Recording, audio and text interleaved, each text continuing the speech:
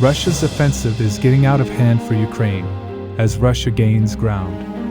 It's day 1348 of Russia's operation in Ukraine. Let's dive deeper. Today there are lots of updates coming from the front line.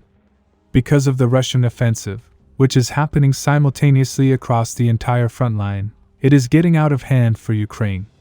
Their two most highly defended cities, Pokrovsk and Kupyansk, are almost overrun, while cities like Avdiivka, Siversk, Lyman are being developed rapidly. But first let's start from the Pokrovsk front. Today there is good news for Ukraine. We can say that the situation has not worsened than the previous day.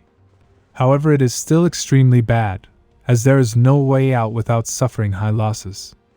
But it was nice to get the reports about the Ukrainian command, withdrawing their forces from 11 kilometers deep into the pocket. People in the comments section seem to underestimate the seriousness of the situation. Crossing this 11 kilometers would feel like 100 kilometers, when you are taking fire from Russian FPV drones from all sides. Furthermore, Ukrainian armed forces are not abandoning their forces. They did not give up when their counterattack on the northwestern part failed. In my yesterday's report, I said Ukraine could definitely transfer their forces from the northeastern flank of Pokrovsk and counterattack in order to withdraw their forces safely. And it seems like they are doing exactly that. In the latest report, it was reported that Ukraine has launched a counterattack on Rodinske, with the objective of unblocking their last road.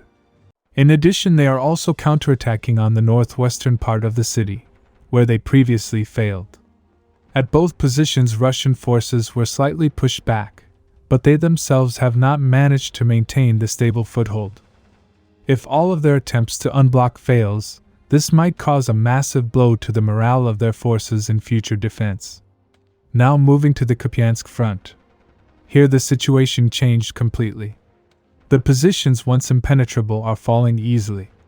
This became possible when Russian forces almost completed the capture of western Kupyansk and cut the main supply road of Ukrainian grouping on the eastern side. The area I am talking about is the northern defenses of the eastern Kupyansk. Many of you may recall that Russian forces have previously tried many times to advance from this direction, but were not able to advance, as Ukrainian defenses were very strong. According to the latest report, Russian forces in the last couple of days, while taking cover from the forested areas, made their way to the northern part of the city and gained a foothold. As a result, this entire area has now come under Russian control. Because of this sudden Russian advance, pressure for Ukrainian forces within the city rose suddenly, as they were being attacked from two directions. Now moving to the northern flank of Lyman. Here Russian forces continue their way towards Oleksandrivka. Building upon their recent advance, they managed to capture these areas north and south. I remind you that these are one of the strongest defenses that Ukraine still has left. Now moving to Velyka Novosilka front. In our yesterday's report, we saw how Russian forces were attacking every single area of the front, as they reached Novosilka and Danilivka. In today's report, it was confirmed that they managed to capture the entire Novosilka and the big open field east. Furthermore, from Yehorivka, they were able to capture open fields south. Subscribe for more frontline updates. Let me know your thoughts in the comments down below.